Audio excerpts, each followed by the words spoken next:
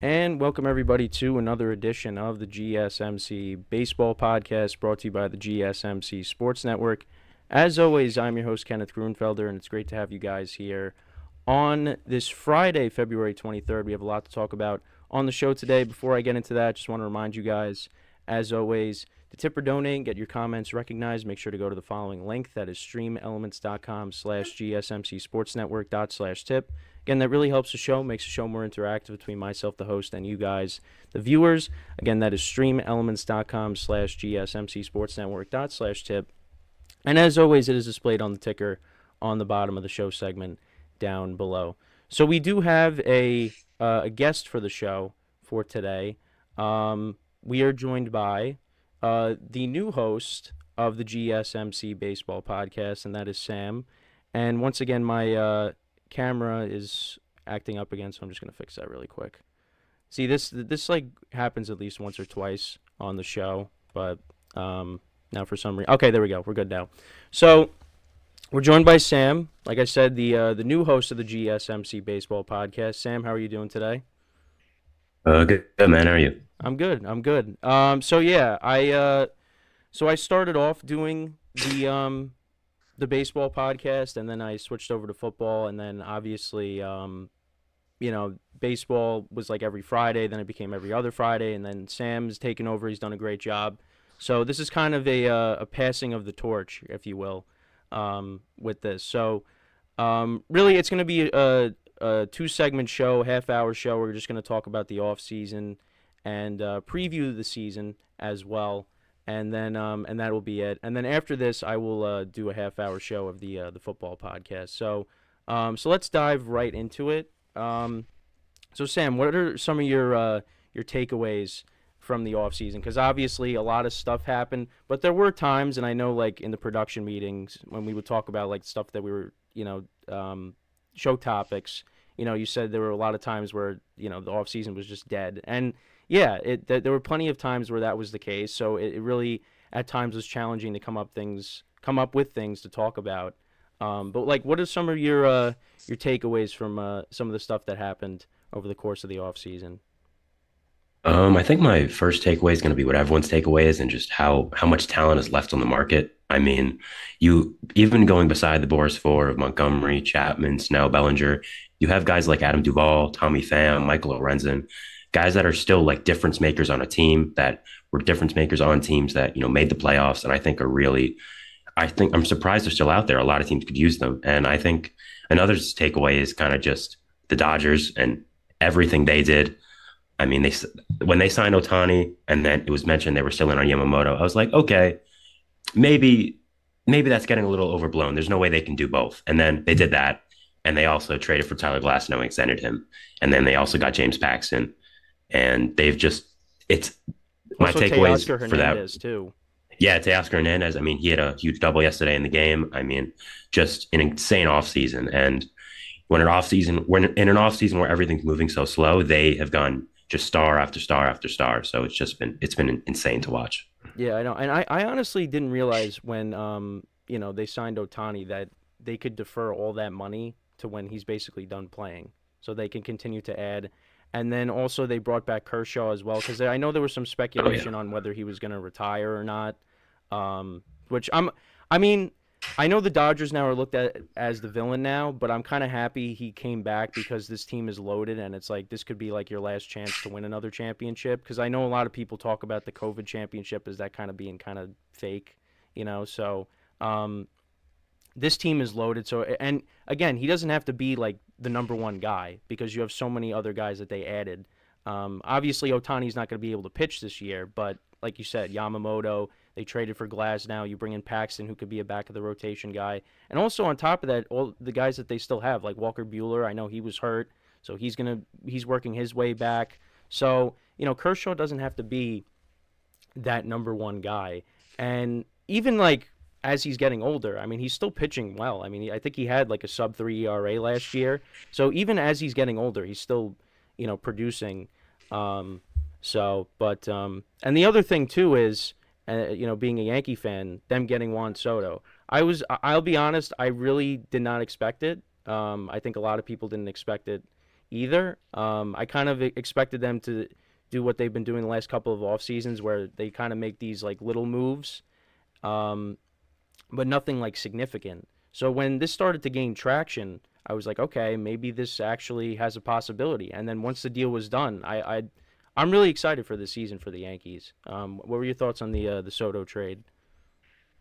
I mean, when I heard Soto to the Yankees for like first as a rumor, I was like, okay, that makes sense on paper. It's one of the best stars in baseball. The Yankees are, the Yankees. He fits your lineup perfectly. A big lefty bat. You needed help in left field last year, pretty bad. I mean, you had Billy McKinney playing regular, Yeah, games Jake there, which is Bowers, Willie Jake Bowers. Calhoun. Like Yeah, these guys shouldn't be starting for the Yankees. I mean, you have to look at it that way. And I was kind of like, okay, it makes sense, but are the Yankees really going to do it? Like we've seen the Yankees over the past 2 years kind of not doing what we've expected them to as the Yankees to do. I mean, they re-signed Judge last offseason, so good for them. But like, I mean, other things, just over the years where we've heard rumors about it and it hasn't happened. And when it finally did happen, I was like, okay, wow, they're gonna be really good. And I thought they were gonna get Yamamoto for the longest time, and I was yeah, really, really scared. So yeah. I was kind of just like I was. It was really just a wait and see for me, because I know it looked like that might have been the case, but then you also had the Dodgers as well, like we were saying before, and they weren't willing to go, to pay, to outbid the Dodgers, which I'm honestly okay with. And I'm actually surprisingly I was okay with the Stroman deal. I think the biggest thing for them is they're banking on guys like Rodon and Cortez to bounce back and but have yeah, better seasons, which again is a gamble. And there's a lot of players on this team that you're kind of gambling on to have bounce back years. So I mean I love what they did in the offseason. I think there's still more pieces to add. I mean, whether it's, there's still some guys maybe out there that they might want to get, because I know Blake Snell is still in the news with them, because I think they're the only team that actually officially gave him a contract. I don't yeah, think, I that's mean, crazy. yeah, I know. So I don't know if that's going to happen, but, even if they go out and get somebody at the deadline, whether it's a reliever or maybe a starter, like I'm fine. I think the lineup is solid. I'm expecting big things out of Anthony Volpe in year two. Um, and the other thing too is my biggest complaint over the years was the lack of balance, because this team was so right-handed for so long, and you go out and you get Soto, you get Trent Grisham in the trade, you get Verdugo. Now you're gonna have like a platoon at catcher with Austin Wells and Jose Trevino. Um, I like the lineup actually has balance, and then Dominguez comes back too, who's a switch hitter. So, what myself and many other Yankee fans were calling for many years, finally they answered, and they gave us a lineup that actually has balance, which I'm again really excited about. So, we'll see what happens there. But some of the other teams that I was kind of disappointed in, and surprisingly, it's teams within the Yankees division, and that's the Red Sox and the Blue Jays. The Red Sox Oh yeah, really yeah, didn't do anything. I mean, they added Lucas Giolito, who was not good last year, and then you got the Blue Jays. They were in on Otani, but then they go out and they get Justin Turner, who's still producing. It's not like that was a bad move. Um, but you bring him in, you bring back Kiermaier, you sign Isaiah Kiner Falefa, then I know they signed Vogelbach to a minor league deal. I mean, this team has a lot of talent, and they just like year after year they just cannot take that next step. I still like their rotation a lot. Their rotation is one of the better rotations in baseball, but I just feel like they should have added more to this team, and they just really didn't do that. And the Red Sox, I mean, I don't know what's going on with them. They just keep oh yeah, subtracting. yeah. First for the Red Sox, I mean, I kind of been expecting this with the Red Sox for a little while now. I mean, they haven't acted like the Red Sox. I mean, that Jordan Montgomery's still out there and it's spring Right. training. His wife lives in Boston. He's trained in Boston the entire offseason. And you're not gonna go after him. I mean, if you offer him a good contract, maybe a little less than what he was expecting, he's probably gonna take it. That adds just another dimension to that rotation that I think has some pieces. I love Brian Bayo. I think Garrett Whitlock, Tanner Houck might be able to do something. And also going to the Blue Jays, I think they've had a good offseason. The problem is we expected them to have an amazing offseason. I mean, there Right. was a point in the offseason where we thought they were getting one of Otani or Soto. Like they were rumored with both of them. And getting Justin Turner, getting Isaiah Kiner Falefa, they're good players, but are they really difference makers to win a championship? No. I mean, I don't really think so personally. I love their rotation. I love Yeah. Kevin Gausman, Hmm. but it's just, I don't think they added enough, especially in a division where the Yankees added Soto, the Orioles added Burns. I mean, it's just not enough for me. Yeah. I actually, to be honest, I was surprised with Gosman because I thought like when he had that good season with the Giants, I thought that Yeah. was like a fluke season, and he actually has turned into a really good pitcher. Um, it's again, like I said with the Blue Jays, they have a lot of talent. It's just like they can't take that next step. Like they played against the Twins, who hadn't won a playoff series in years, and the Twins swept them like it was nothing. Yeah. So and again, like you have Vlad, you got Bichette, Springer, like they have these guys that are tough to deal with, but it's just they again cannot take that next step. Um, Also in the National League too. I guess we'll go over there quickly. So I know like with the NL East, you had the Phillies, they brought back Aaron Nola. The Braves, they traded for Chris Sale, which I thought was surprising. And the Mets, they made some moves to at least like be competitive this season, but I don't think we're expecting a ton out of them. And especially I know you did a video on this with Kodai Senga getting hurt. It doesn't seem like that's Yeah. going to be significant, but again, he's going to miss some time, and especially with how thin the rotation is, that's something that you don't want, especially when we're a little over a month before the season starts. So like, what are some of your thoughts on the NL East with these teams? So, so first, to start with the Phillies. I mean, they just haven't done enough, in my opinion. I mean, Nola. I mean, a nice re-signing. I think it was kind of expected. There were some rumors that he might leave, but I think his heart was always in Philly. He didn't have the best season last year. I think that might be something to look out for in the future. He has a lot of innings on his arm. He doesn't get hurt, which I think may be a signal for the future that you have to look out for that. I mean, they haven't really done much after. They brought Whit Merrifield in, which I guess he's a good platoon player, nice little 10th man, I guess if you want to call it like that. But I feel like they should do more. There have been a lot of rumors about Snell or Montgomery. I Yep. mean, I think both would fit perfectly. I mean, you have the uncertainty with Zach Wheeler because he's a free agent next offseason. You also have Taiwan Walker, who has not lived up to that contract. I don't know why they gave him that contract in the first place, to be honest. Did not make any sense. And then I'll go to my team, which is the Mets. With the Senga thing, first we kind of expect this with the Mets.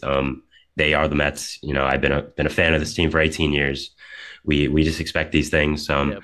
Got I plenty I of friends that are Met fans, so we're Yeah, right there with it's you.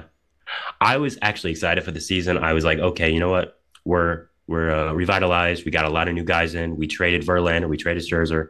I love the prospects we got back. Um, I was a big fan of. I love the Severino signing personally. Yeah, I I honestly thought think he's if he stays healthy, I think he could be good for you guys, and I hope he is. Like, I'm not one of these Yankee fans yeah that's like, oh, I hope he's terrible. I hope he does yeah well for you guys. yeah. I mean, maybe I'm drinking the Kool Aid a little bit, but I've heard what he said in press conferences. He talked about how he hasn't gotten enough sleep, and he was trying to focus on not tipping his pitches last Hmm. year, and that caused him to not pitch as well. So I'm really high on him. I love the Sean Manaea signing. I thought he showed a lot in the second half with the Giants after adding a new pitch.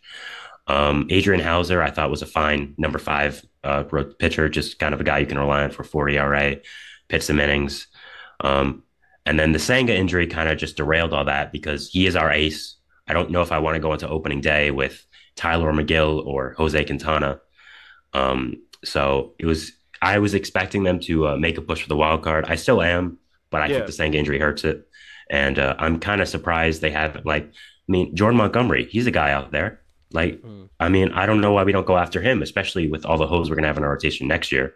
So that's something I would hope they're looking out after, but I don't think it's going to happen right now. Yeah, I think like if the lineup is good, they could definitely make a push for that third wild card, and Yeah, I think the bullpen is going to be better.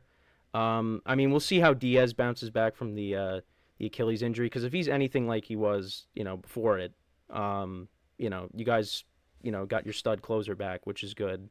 yeah, So we'll see. I mean, because again, you look at the Diamondbacks. I mean, they made the World Series at 84 wins. So like, who's to say the Mets can't do that? Well, I'm not. Well, I'm not going to say World Series, but at least like getting into the playoffs.